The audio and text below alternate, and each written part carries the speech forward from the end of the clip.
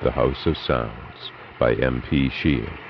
A good many years ago, when a young man, a student in Paris, I knew the great Corot, and witnessed by his side many of those cases of mind malady, in the analysis of which he was such a master. I remember one little maid of the Marais who, until the age of 9, did not differ from her playmates, but one night, lying abed, she whispered into her mother's ear, "Mamma, can you not hear the sound of the world?" It appears that her geography had just taught her that our globe reels with an enormous velocity on an orbit about the sun, and this sound of the world of hers was merely a murmur in the ear, heard in the silence of night. Within 6 months she was as mad as a March hare. I mentioned the case to my friend Harfagar, then occupying with me an old mansion in Saint-Germain, shut in by a wall and jungle of shrubbery. He listened with singular interest, and during a good while sat wrapped in gloom. Another case which I gave made a great impression upon my friend, a young man, a toy-maker of Saint-Antoine, suffering from consumption, but sober, industrious, returning one gloaming to his garret, happened to purchase one of those factious journals which circulate by lamplight over the boulevards. This simple act was the beginning of his doom. He had never been a reader, knew little of the real and turmoil of the world, but the next night he purchased another journal. Soon he acquired a knowledge of politics, the huge movements, the tumult of life, and this interest grew absorbing. Till late into the night every night he lay poring over the roar of action, the printed passion. He would awake sick but brisk in spirit, and bought a morning paper, and the more his teeth gnashed, the less they ate. He grew negligent, irregular at work, turning on his bed through the day. Rags overtook him. As the grand interest grew upon his frail soul, so every lesser interest failed in him. There came a day when he no more cared for his own life, and another day when he tore the hairs from his head. As to this man, the great Corot said to me, "Really, one does not know whether to chuckle or to weep over such a business. Observe, for one thing, how diversely men are made. There are minds precisely so sensitive as a thread of melted lead. Every breath will fret and trouble them. And how about the hurricane?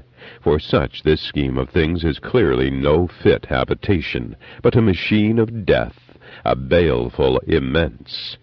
Too cruel to some is the rushing shriek of being. They cannot stand the world. Let each look well to his own little shred of existence, I say, and leave the monstrous automaton alone.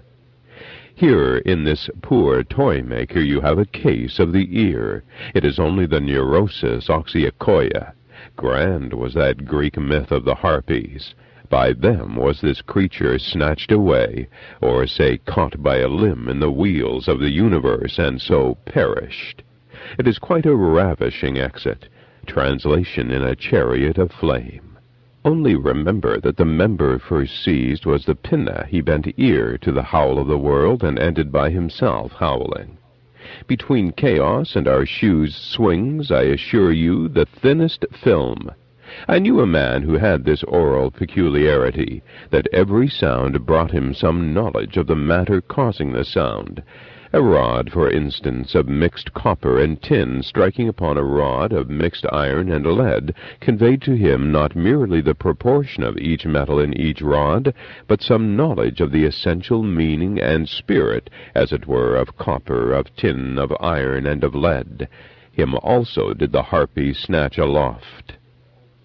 I have mentioned that I related some of these cases to my friend Harfagar, and I was astonished at the obvious pains which he gave himself to hide his interest, his gaping nostrils. From first days when we happened to attend the same seminary in Stockholm, an intimacy had sprung up between us. But it was not an intimacy accompanied by the ordinary signs of friendship. Harfagar was the shyest, most isolated of beings. Though our joint housekeeping, brought about by a chance meeting at a midnight seance, had now lasted some months. I knew nothing of his plans. Through the day we read together. He rapped back into the past, I engrossed with the present. Late at night we reclined on sofas within the vast cave of a hearth-place, Louis XI, and smoked over the dying fire in silence. Occasionally a soiree or a lecture might draw me from the house. Except once, I never understood that Harfagar left it. On that occasion I was hurrying through the Rue Saint-Honoré, where a rash of traffic rattles over the old pavers retained there, when I came upon him. In this tumult he stood in a listening attitude, and for a moment did not know me. Even as a boy I had seen in my friend the genuine patrician. Not that his personality gave any impression of loftiness or opulence.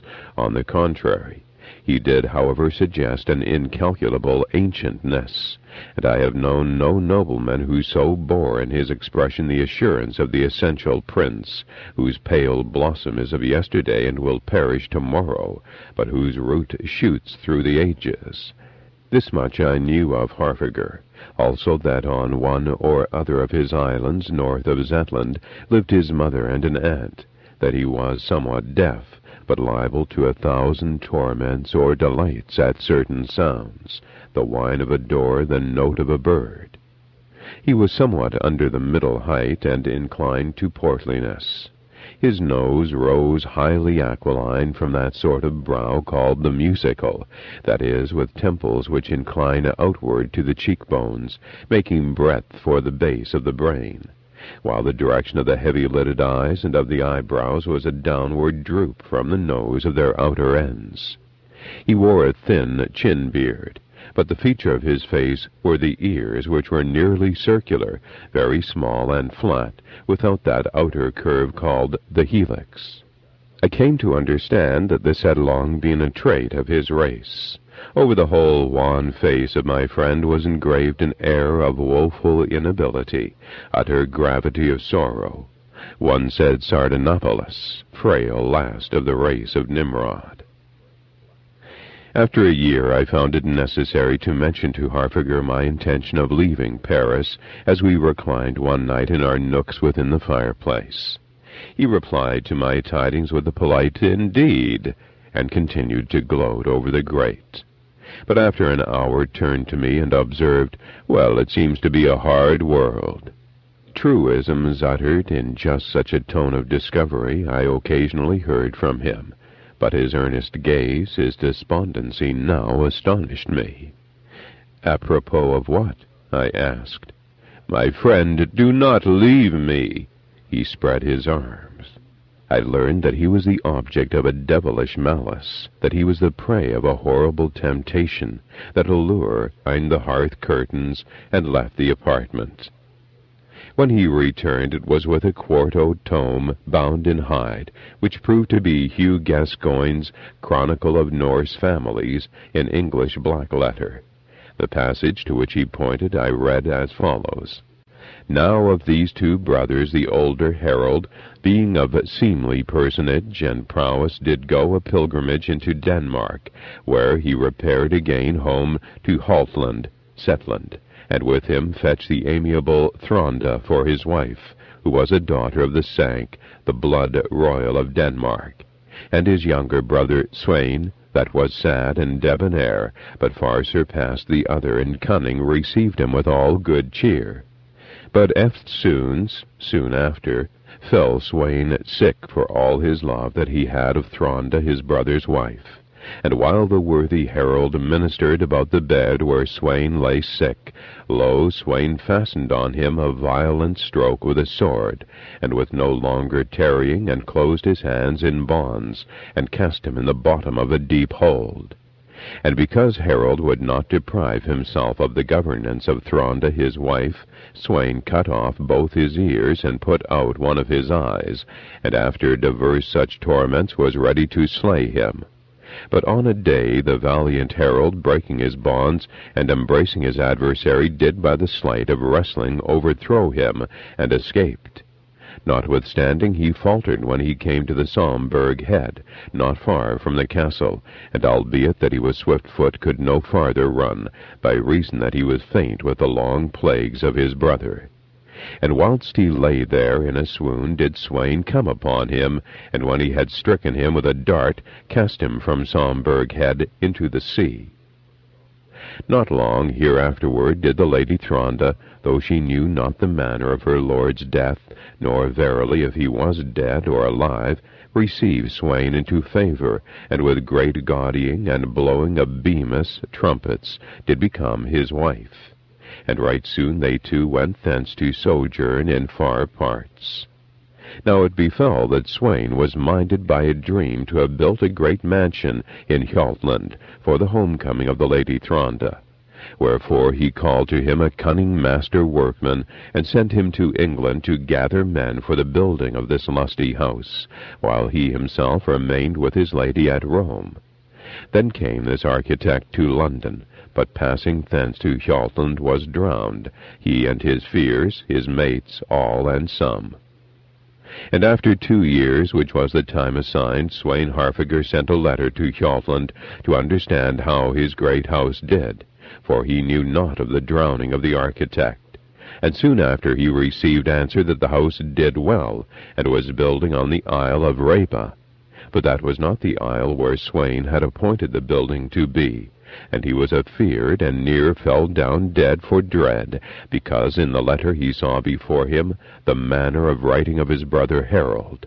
And he said in this form, Surely Harold is alive, else be this letter writ with ghostly hand. And he was woe many days, seeing that this was a deadly stroke. Thereafter he took himself back to Hjaltland, to know how the matter was, and there the old castle on Somberg head was brake down to the earth. Then Sweyn was woed wroth, and cried, Jesu, mercy, where is all the great house of my fathers gone? Alas, this wicked day of destiny! And one of the people told him that a host of workmen from far parts had brake it down. And he said, Who hath bid them? But that could none answer. Then he said again, Nis, is not my brother Harold alive? For I have behold his writing. And that too could none answer. So he went to Rifa, and saw there a great house stand. And when he looked on it, he said, This sooth was I built by my brother Harold, be he dead or be he on live. And there he dwelt, and his lady and his sons' sons until now. For that the house is ruthless and without pity, wherefore 'tis said that upon all who dwell there falleth a wicked madness and a lecherous anguish, and that by way of the ears do they drink the cup of the fury of the earless Harold, till the time of the house be ended. After I had read the narrative half aloud, I smiled, saying, This Harfagar is very tolerable romance on the part of the good Gascoigne, but has the look of indifferent history. It is, nevertheless, history, he replied. You believe that? I asked. The house stands solidly on Rifa, he said. But you believe that medieval ghosts superintended the building of their family mansions? Gascoigne nowhere says that, he answered, for to be stricken with a dart is not necessarily to die, nor if he did say it have I any knowledge on the subject. And what, Harfagar, I asked, is the nature of that wicked madness, that lecherous anguish of which Gascoigne speaks? Do you ask me? He spread his arms. What do I know? I know nothing. I was banished from the place at the age of 5, yet the cry of it still rings in my mind. And have I not told you of anguishes, even in myself, of inherited longing and loathing? Anyway, I had to go to Heidelberg just then, so I said I would compromise by making my absence short. By this I traveled northward, reached Caithness, passed the stormy Orkneys, reached Lerwick, and from Unst, the most bleak and northerly of the Zetlands, contrived, by dint of bribes, to pit the weatherworthiness of a lug-sailed sixern, identical with the langships of the Vikings, against a flowing sea and an ugly sky. The trip, I was told, was at such a season of some risk. It was the somber December of those seas, and the weather, they said, although never cold, is seldom other than tempestuous. A mist now lay over the billows, enclosing our boat in a dome of doleful gloaming, and there was a ghostly something in the look of the silent sea and brooding sky which produced upon my nerves the mood of a journey out of nature, a cruise beyond the world. Occasionally, however, we ran past one of those skerries or sea stacks, whose craggy sea walls, disintegrated by the struggles of the Gulf Stream with the North Sea, had a look of awful ruin and havoc. But I only noticed 3 of these, for before the dun day had well run half its course, sudden darkness was upon us, and with it one of those storms of which the winter of this semi-Arctic sea is one succession.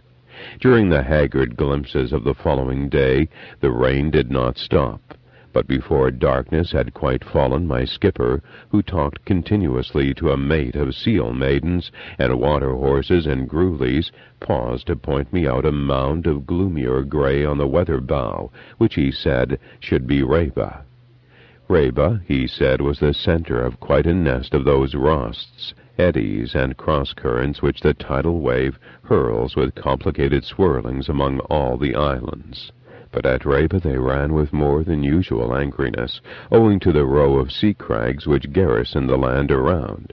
Approach was therefore at all times difficult, and at night foolhardy. With a running sea, however, we came sufficiently close to see the mane of foam which railed round the coast wall. Its shock, according to the captain, had often more than all the efficiency of artillery, tossing tons of rock to heights of 600 feet upon the island. When the sun next pried above the horizon, we had closely approached the coast, and it was then that for the first time the impression of some spinning motion of the island, due probably to the swirling movements of the water, was produced upon me.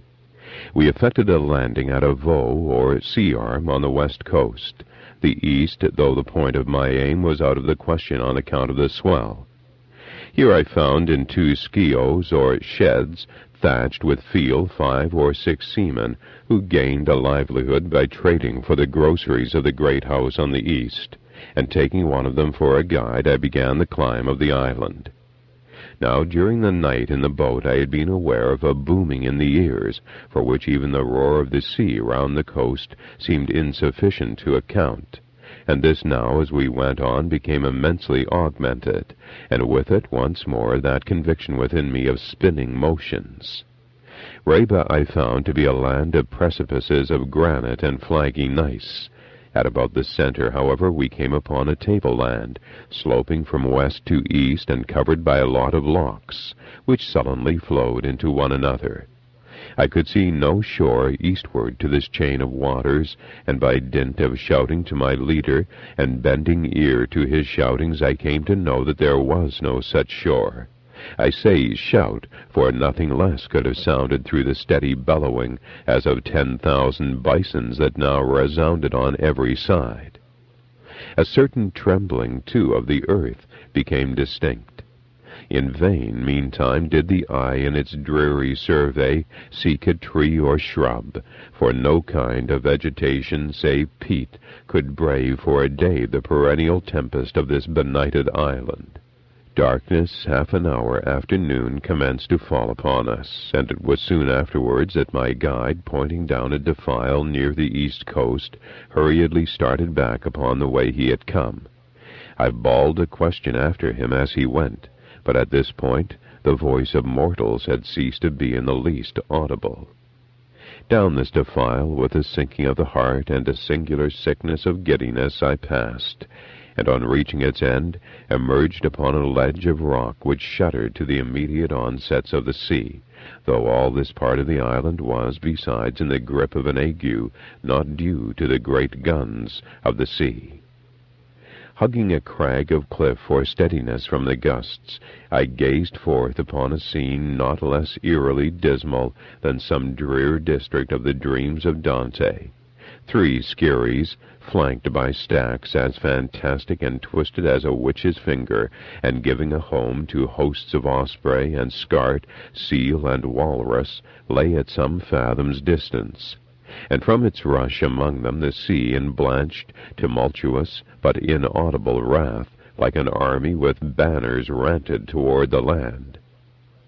Letting go my crag, I staggered some distance to the left, and now all at once an amphitheater opened before me, and there broke upon my view a panorama of such appalling majesty as had never entered my heart to fancy. An amphitheater, I said, but it was rather the form of a Norman door that I saw. Fancy such a door 1/2 mile wide, flat on the ground, the rounded part farthest from the sea, and all round it let a wall of rock tower perpendicular 40 yards. And now down this rounded door shape, and over its whole extent, let a roaring ocean roll its tonnage in hoary fury, and the stupor with which I looked, and then the shrinking, and then the instinct of flight, will find comprehension. This was the disembowelment of the locks of Rifa. And within the curve of this Norman cataract, robed in the world of its smokes and far excursive surfs, stood a fabric of brass.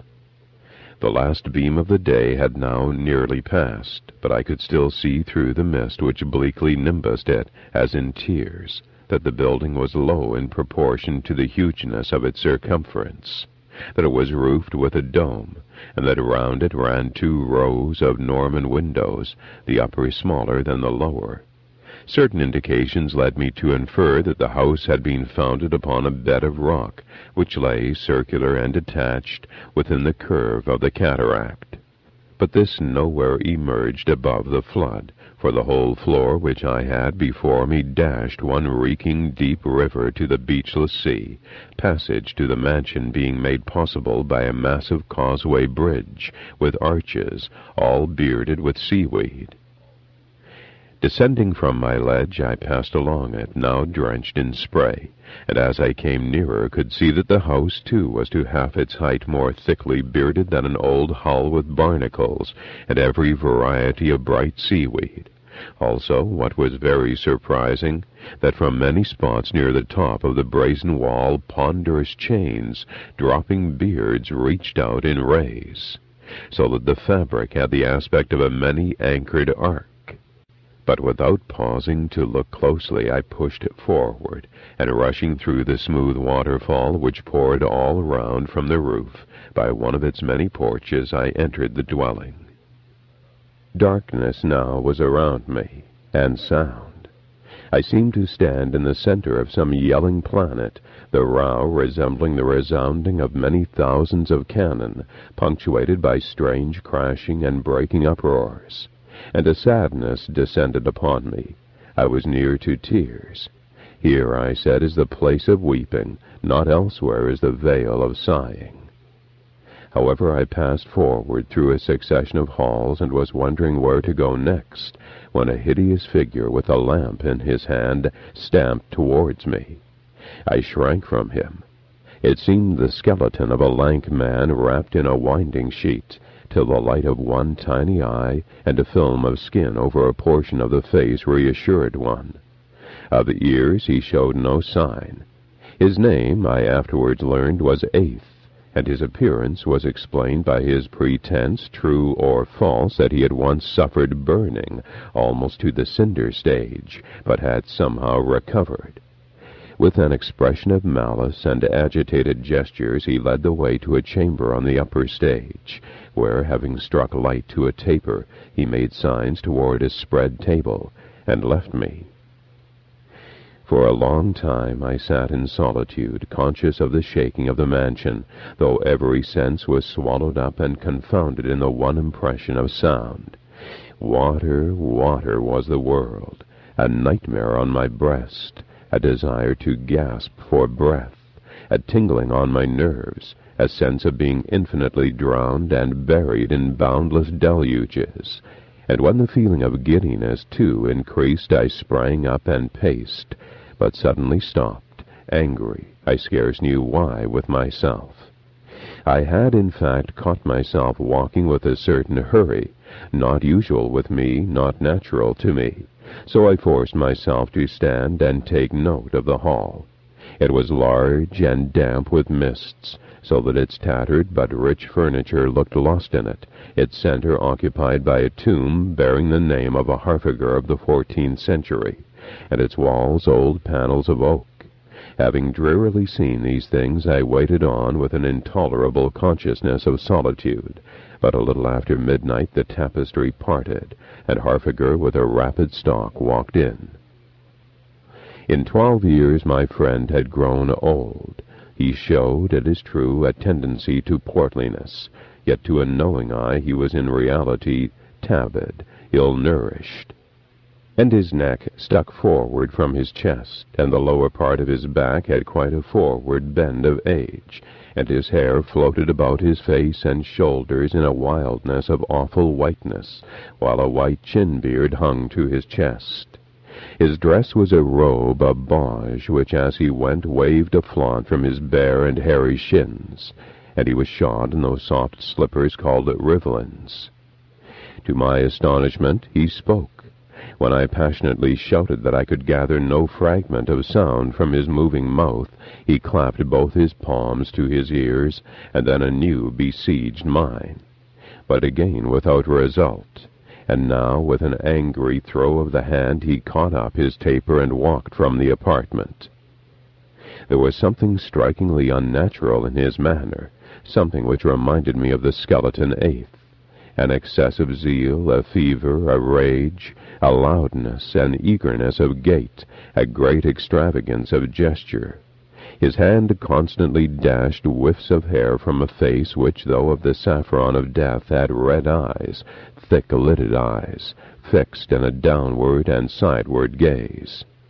When he came back to me it was with a leaf of ivory and a piece of graphite hanging from the cord tied round his garment, and he rapidly wrote a petition that if not too tired I would take part with him in the funeral of his mother.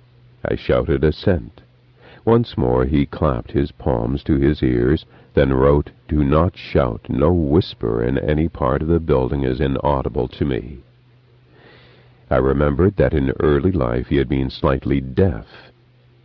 We passed together through many apartments, he shading the taper with his hand, a necessary action, for as I quickly discovered, in no nook of the quivering building was the air in a state of rest, but was forever commoved by a curious agitation, a faint windiness like an echo of tempests, which communicated a universal nervousness to the curtains. Everywhere I met the same past grandeur, present raggedness and decay. In many of the rooms were tombs. One was a museum, thronged with bronzes, but broken, grown with fungoids, dripping with moisture. It was as if the mansion, in ardor of travail, sweated, and a miasma of decomposition tainted all the air. I followed Harfagar through the maze of his way with some difficulty, for he went headlong, only once stopping, when with a face ungainly wild over the glare of the light he tossed up his fingers and gave out a single word. From the form of his lips I guessed the word, "Hark." Presently we entered a very long chamber in which, on chairs beside a bed, lay a coffin flanked by a file of candles. The coffin was very deep and had this singularity, that the footpiece was absent, so that the soles of the corpse could be seen as we approached. I saw 2-3 upright rods secured to a side of the coffin, each rod fitted at its top with a little silver bell of the sort called Morris, pendant from a flexible spring. And at the head of the bed, eighth, with an air of irascibility, was stamping to and fro within a narrow area. Harfagar deposited the taper upon a stone table, and stood poring with a crazy intentness over the body. I too stood and looked at death so grim and rigorous as I think I never saw. The coffin looked angrily full of tangled grey locks, the lady being of great age, bony and hook-nosed, and her face shook with solemn constancy to the quivering of the building. I noticed that over the body had been fixed 3 bridges, like the bridge of a violin, their sides fitting into grooves in the coffin's sides, and their tops of a shape to fit the slope of the 2 coffin lids when closed. One of these bridges passed over the knees of the dead lady, another bridged her stomach, the third her neck, In each of them was a hole, and across each of the 3 holes passed a string from the Morris bell above it, the 3 holes being thus divided by the 3 tight strings into 6 semicircles. Before I could guess the significance of all this, Harfagar closed the folding coffin lids, which had little holes for the passage of the 3 strings. He then turned the key in the lock and uttered a word which I took to be, "Come." Eighth now took hold of the handle at the coffin's head, and out of the dark parts of the hall a lady in black walked forward. She was tall, pallid, of imposing aspect, and from the curvature of her nose and her circular ears I guessed her the Lady Swertha, aunt of Harfagar. Her eyes were quite red, if with crying I could not tell.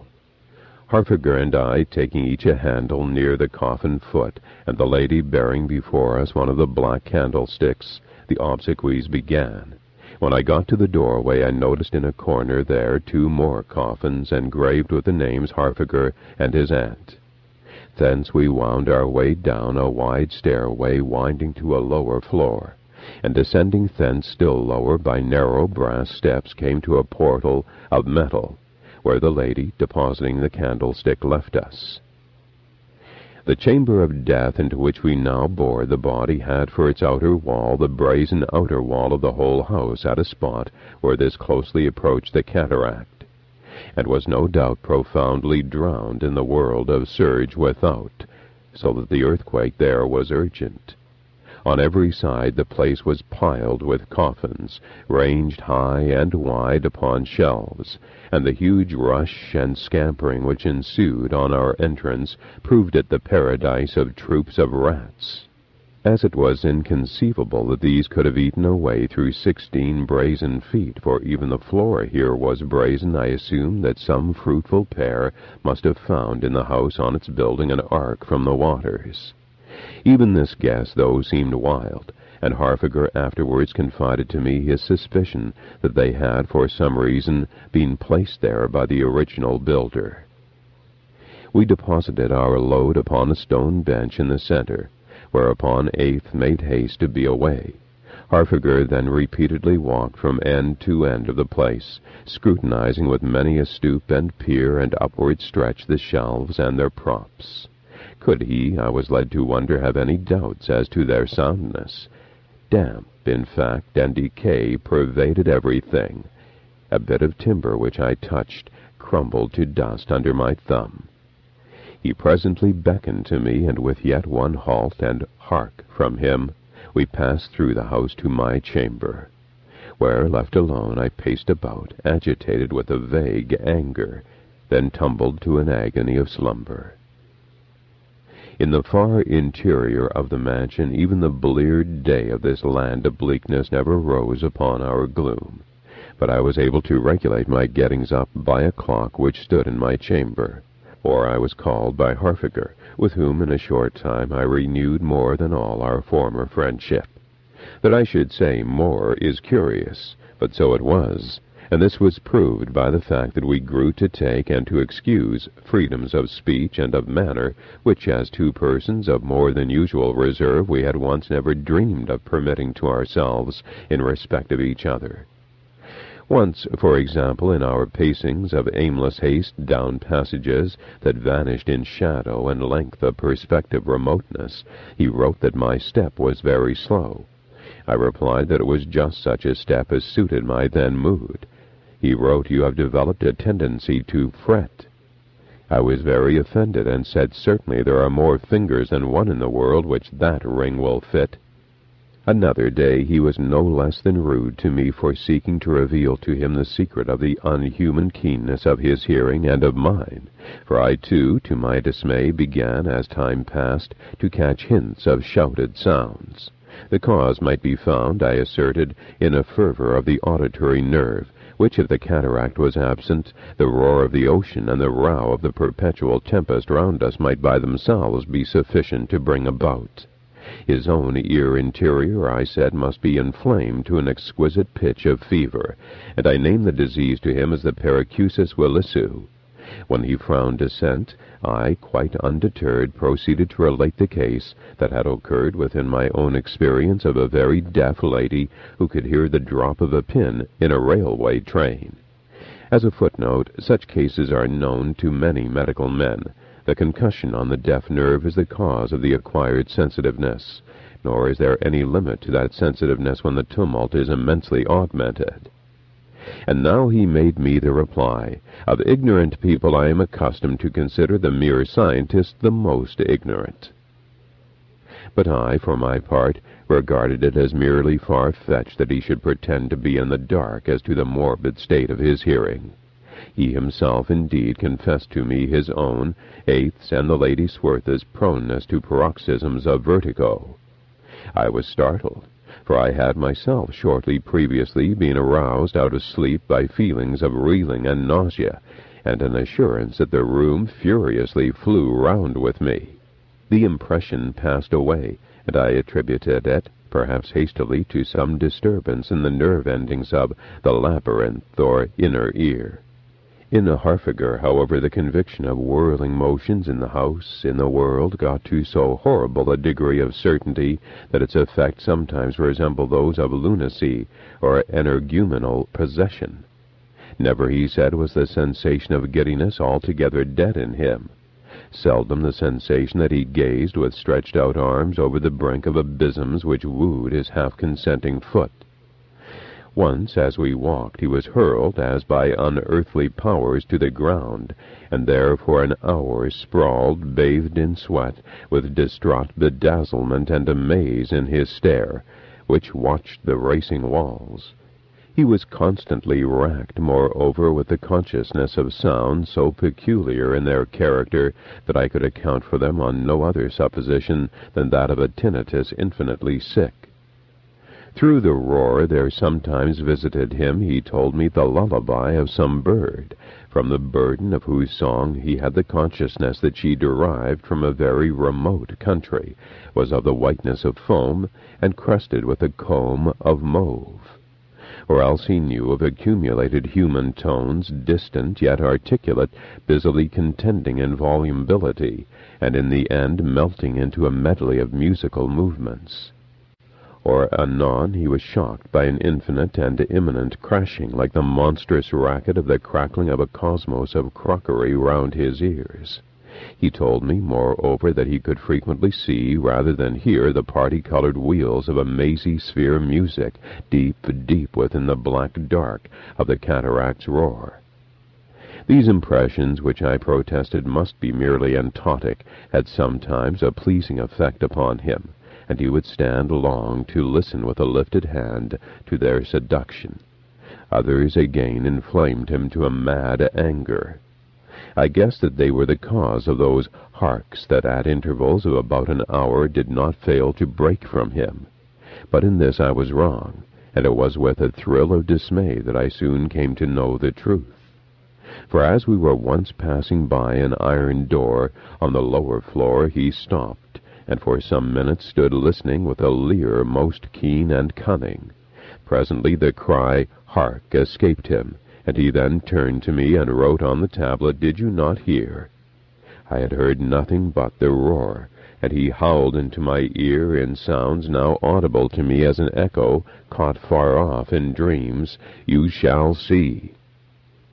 He took up the candlestick, produced from the pocket of his robe a key, unlocked the iron door, and we passed into a room very loftily domed in proportion to its area, and empty save that a pair of steps lay against its wall, and that in the center of its marble floor was a pool, like a Roman impluvium, only round like the room, a pool evidently profound in depth, full of a thick and inky fluid.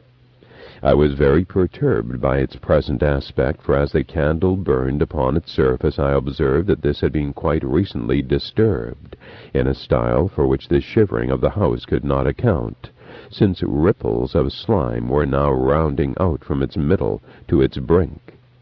When I glanced at Harfagar for explanation, he gave me a signal to wait, and now for about an hour, with his hands behind his back, paced the chamber, but then paused, and we two stood together by the pool's margin, gazing into the water. Suddenly his clutch tightened on my arm, and I saw with a touch of horror a tiny ball, probably of lead but daubed blood red by some chemical, fall from the roof and sink into the middle of the pool. It hissed on contact with the water a whiff of mist.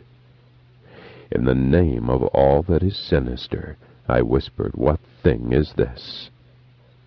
Again he made me a busy and confident signal to wait, moved the ladder steps toward the pool, handed me the taper. When I had mounted, holding high the light, I saw hanging out of the fogs in the dome a globe of old copper, lengthened into balloon shape by a neck, at the end of which I could spy a tiny hole.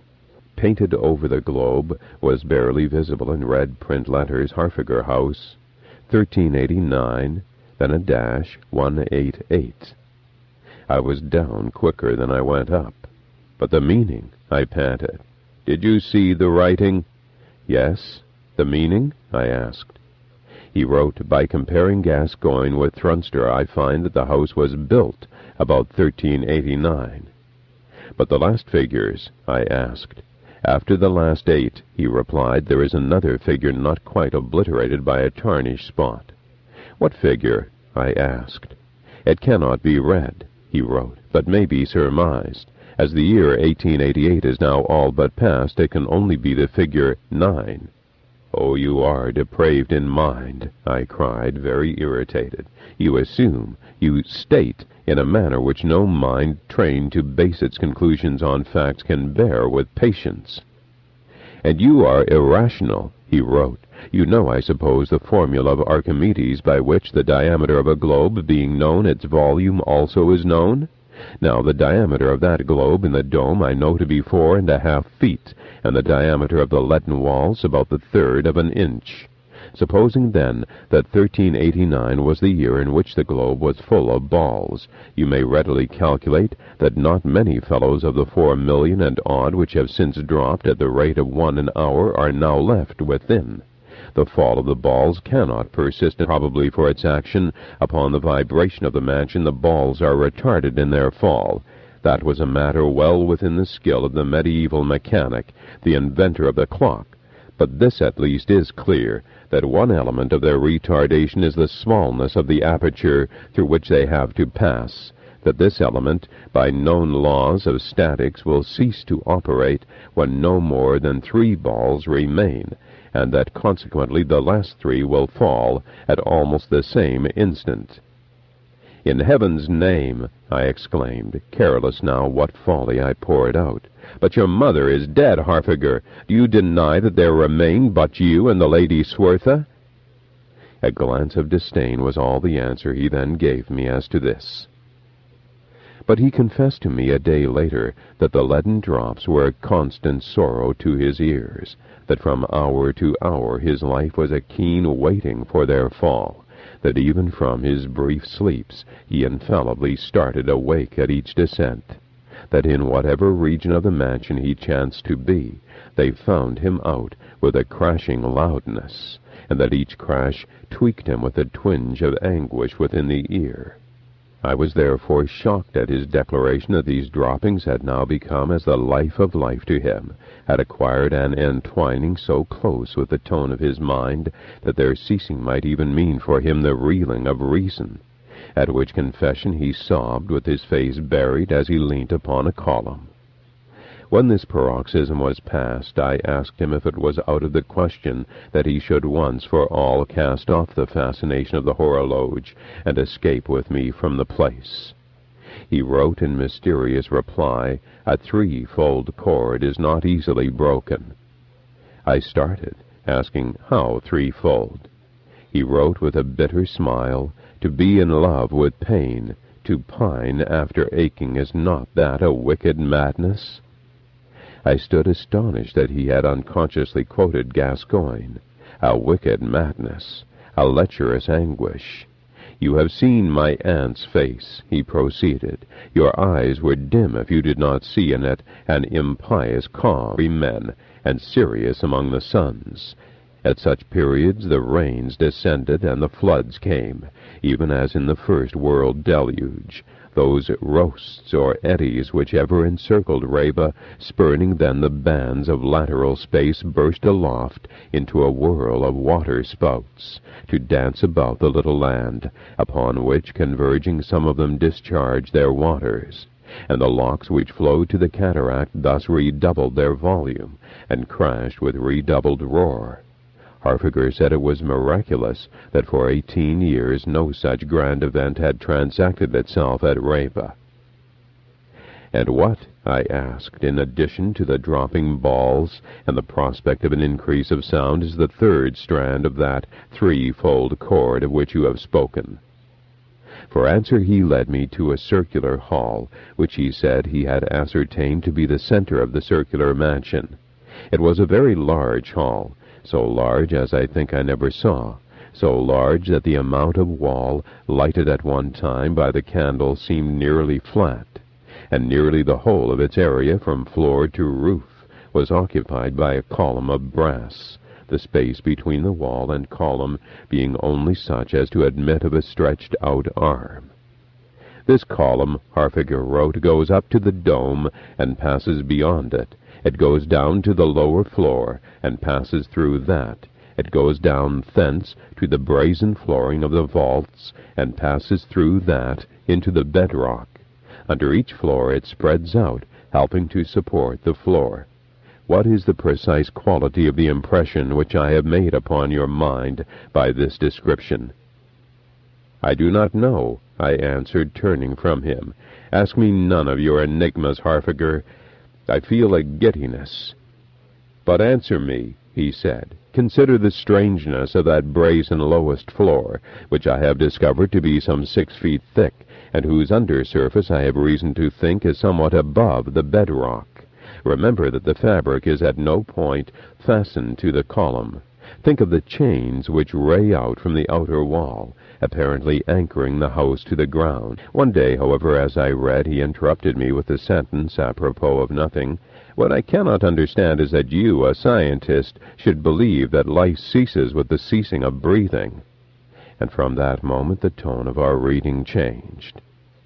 For he led me to the crypts of the library in the lowest part of the building, and hour after hour with a furor of triumph overwhelmed me with books proving the length of life after death. What, he asked, was my opinion of Baron Verulam's account of the dead man who was heard to utter words of prayer, or of the bounding bowels of the dead convict? On my expressing unbelief, he seemed surprised, and reminded me of the writhings of dead cobras, of the long beating of a frog's heart after death. "She is not dead," he quoted, "but sleepeth." The idea of Bacon and Paracelsus that the principle of life resides in a spirit or fluid was proof to him that such fluid could not, from its very nature, undergo any sudden annihilation, while the organs which it pervades remain. When I asked what limit he then set to the persistence of life in the dead, he answered that when decay had so far advanced that the nerves could no longer be called nerves, or when the brain had been disconnected at the neck from the body, as by rats gnawing, then the king of terrors was king verily. With an indiscretion strange to me before my residence at Reba, I now blurted out the question whether in all this he could be referring to his mother. For a while he stood thoughtful, then wrote, "Even if I had not had reason to believe that my own and Swartha's life in some way hung upon the final cessations of hers, I should still have taken precautions to ascertain the march of the destroyer on her frame. As it is, I shall not lack even the exactest information." He then explained that the rats which ran riot in the place of death would in time do their full work upon her, but would be unable to reach to the region of the throat without first gnawing their way through the 3 strings stretched across the holes of the bridges within the coffin, and thus, one by one, liberating the 3 Morisco bells to tinklings.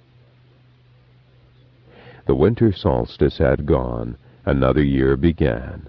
I was sleeping a deep sleep by night when Harfagar came into my chamber and shook me. His face was ghastly in the taper's glare, A change within a short time had taken place upon him. He was hardly the same. He was like some poor wight into whose surprised eyes in the night have pried the eyes of affright. He said that he was aware of strainings and creakings, which gave him the feeling of being suspended in airy spaces by a thread which must break to his weight, and he begged me for God's sake to accompany him to the coffins. We passed together through the house, he craven, haggard, his gait now laggard, into the chamber of the dead, where he stole to and fro examining the shelves.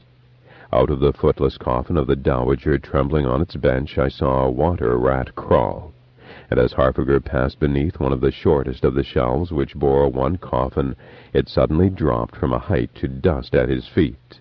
He screamed the cry of a frightened creature, tottered to my support, and I bore him back to the upper parts of the palace.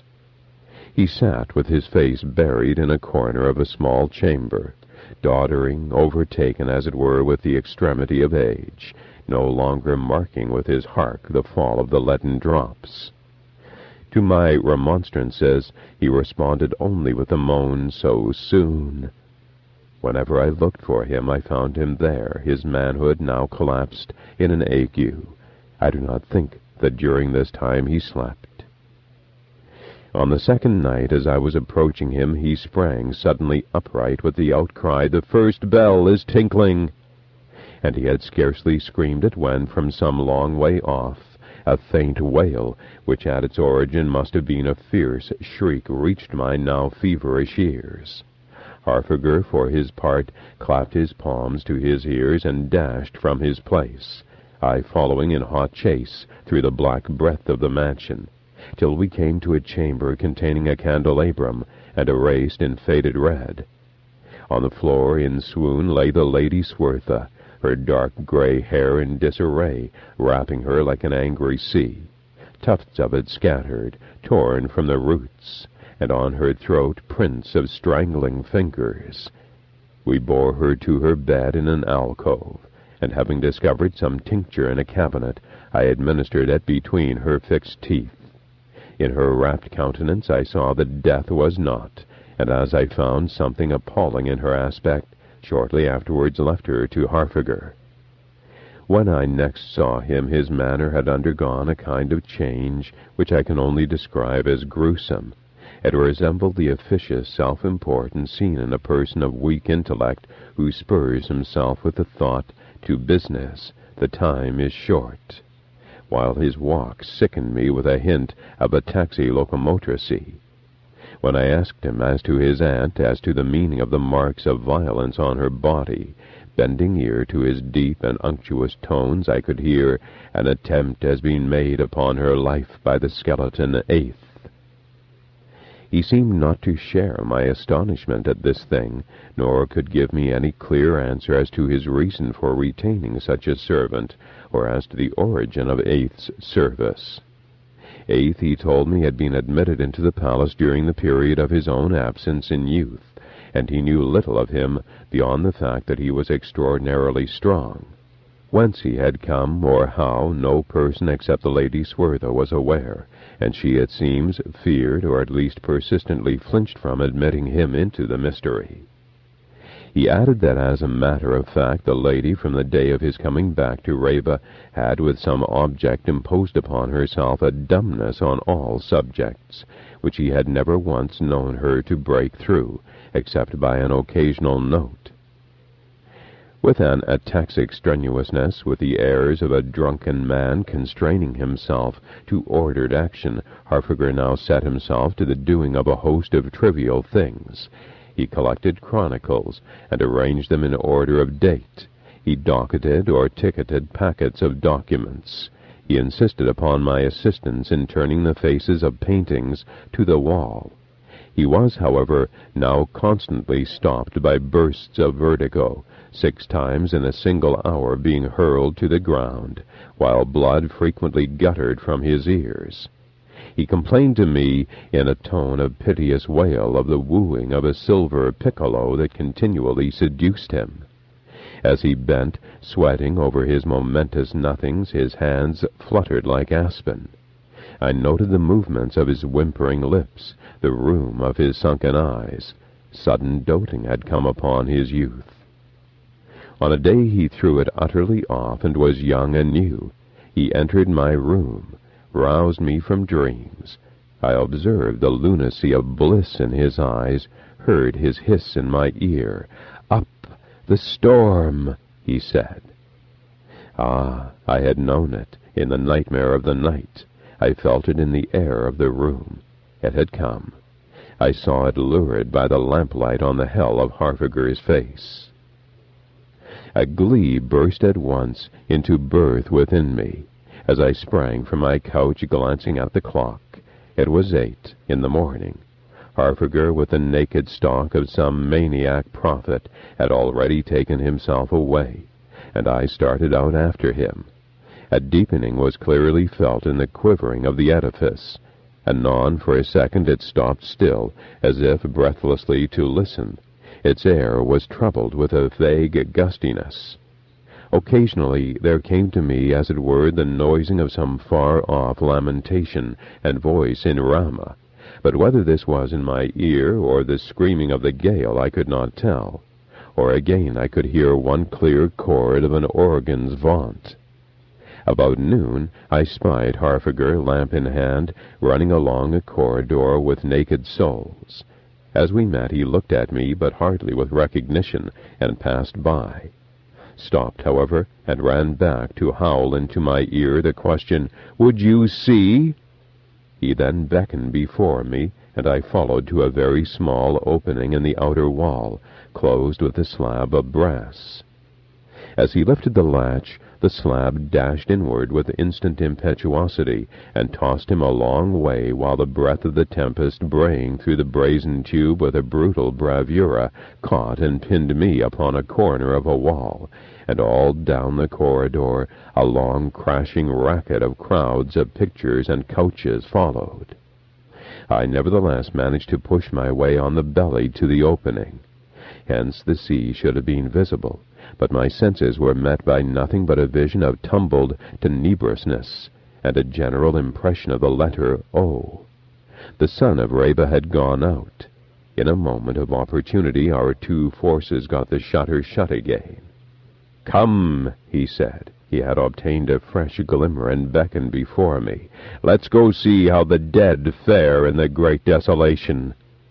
And we ran, but had hardly got to the middle of the stairway when I was thrilled by the consciousness of some great shock, the bass of a dull thud, which nothing save the thumping to the floor of the whole lump of the coffins could have caused. I looked for Harfagar, and for a moment only saw his heels skedaddling, panic-hounded, his ears stopped, his mouth round.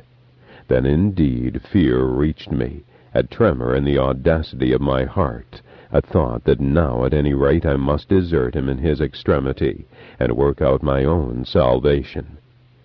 Yet it was with hesitancy that I turned to search for him for the last farewell, a hesitancy which I felt to be not unselfish, but selfish and unhealthy.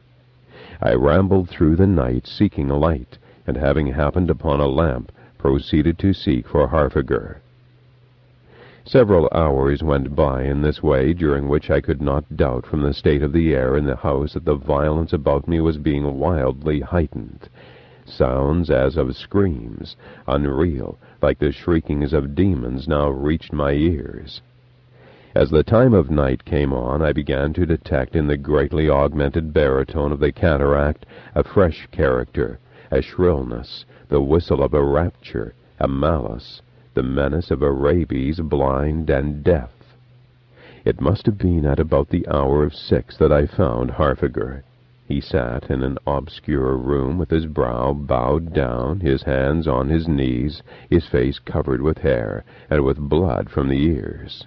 The right sleeve of his robe had been rent away in some renewed attempt, I imagined, to manage a window, and the rather crushed arm hung lank from the shoulder. For some time I stood and eyed him, mouthing his mumblings, but now that I had found him, uttered nothing as to my departure. Presently he looked sharply up with the call, "Hark!" then with impatience, "Hark, hark!" then with a shout, "The second bell!" and again in immediate sequence upon his shout there sounded a wail, vague yet real, through the house. Harfagar at the instant dropped, reeling with giddiness, but I, snatching up a lamp, dashed out, shivering but eager. For some while the wild wailing went on, either actually or by reflex action of my ear, and as I ran for the lady's apartment I saw opposite to it the open door of an armory, into which I passed, caught up a battle-axe, and was now about to dart in to her aid, when Aeth, with a blazing eye, shied out of her chamber. I cast up my axe, and shouting dashed forward to down him. But by some chance the lamp fell from me, and before I knew anything more the axe sprang from my grasp, and I was cast far backward by some most grim vigor. There was, however, enough light shining out of the chamber to show that the skeleton had darted into a door of the armory, so I instantly slammed and locked the door near me by which I had procured the axe, and hurrying to the other secured it too. Aeth was thus a prisoner. I then entered the lady's chamber. She lay over the bed in the alcove, and to my bent ear grossly croaked the ruckle of death. A glance at her mangled throat convincing me that her last moments were come, I settled her on the bed, curtained her within the loosened festoons of the hangings of black, and turned from the cursedness of her aspect. On an escritoire near I noticed a note intended apparently for Harfagar. It read, "I mean to defy and fly, not from fear, but for the delight of the defiance itself. Can you come?" Taking a flame from the candelabrum, I left her to her loneliness and throes of her death. I had passed some way backward when I was startled by a queer sound, a crash resembling the crash of a tambourine, and as I could hear it pretty clearly, and from a distance, this meant some prodigious energy. In 2 minutes it again broke out, and thenceforth at regular intervals with an effect of pain upon me, and the conviction grew gradually within me that Aeth had unhung 2 of the old brass shields from their pegs, and holding them by their handles and dashing them viciously together, thus expressed the frenzy that had now overtaken him. When I found my way back to Harfagar, very anguish was now stamping in him about the chamber. He shook his head like a tormented horse, brushing and barring from his hearing each crash of the brass shields. "Ah, when, he hoarsely groaned into my ear, will that ruckle cease in her throat? I will myself, I tell you, with my own hand. O God!" Since the morning his auditory fever, as indeed my own also, appeared to have increased in steady proportion with the roaring and screeching chaos round, and the death struggle in the lady's throat bitterly filled for him the intervals of the grisly cymbaling of Aeth. He presently sent twinkling fingers into the air, and with his arms cast out, darted into the darkness. Again I sought him, and long again in vain. As the hours passed, and the day deepened toward its baleful midnight, the cry of the now redoubled cataract, mixed with the mass and majesty of the now climactic tempest, took on too intentional a shriek to be longer tolerable to any reason. My own mind escaped my sway, and went its way, for here in the hotbed of fever I was fevered. I wandered from chamber to chamber, precipitate, dizzy on the upbuoyance of a joy. As a man upon whom sleep ceases, so I had fallen. Even yet, as I passed near the region of the another, and while the clock yet ticked, another, and the smoke of the first had not perfectly thinned when the smoke of the third, mixing with it, floated toward the dome.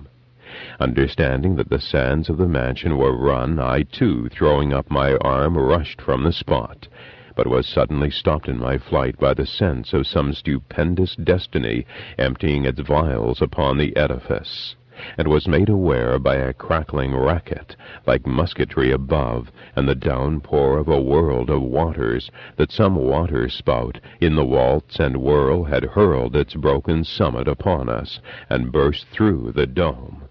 At that moment I beheld Harfagar running toward me, his hands buried in his hair. And as he raced past, I caught him. I cried, "Harfagar, save yourself! The very fountains, Harfagar! By the grand God, man!" I hissed it into his inmost ear. "The very fountains of the great deep!" He glared at me and went on his way, while I, whisking myself into a room, closed the door. Here for some time, with weak knees, I waited, but the eagerness of my some ranting faker stung reeling by the tarantulas of distraction.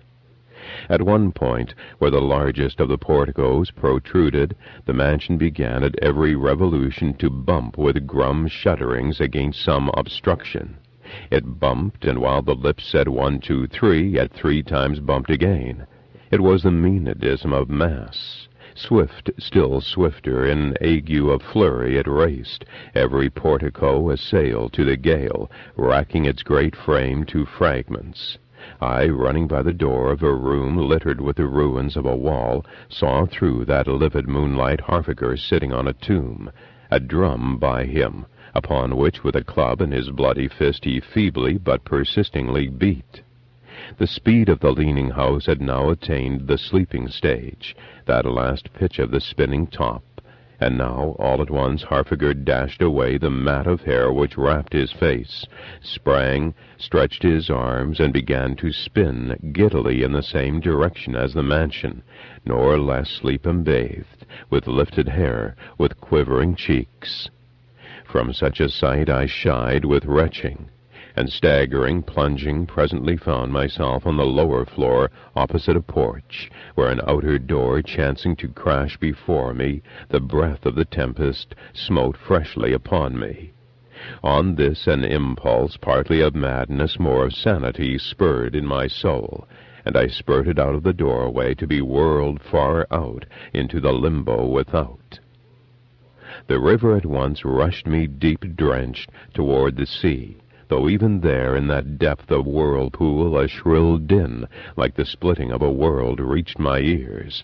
It had hardly passed when my body butted in its course upon one of the arches, cushioned with seaweed of the not all demolished causeway. Nor had I utterly lost consciousness. A clutch freed my head from the drench, and in the end I heaved myself to the level of the summit. Hence to the ledge of rock by which I had come, the bridge being intact, I rowed myself on my face under the thumps of the wind, and under a rushing of rain like a shimmering of silk through the air. Noticing the same wild shining about me which had blushed through the broken dome into the mansion, I glanced backward, and saw that the dwelling of the Harfagars was a memory of the past. Then upward, and the whole north heaven to the zenith, shone one ocean of variegated glories, the aurora borealis, which was being fairly brushed and flustered by the gale. At the augustness of which sight I was touched to a gush of tears, and with them the dream broke, the infatuation passed. A palm seemed to skin back from my brain the films and media of delusion, and on my knees I threw my hands to heaven in thankfulness for the marvel of my rescue from all the temptation, the tribulation, and the breakage of Reba.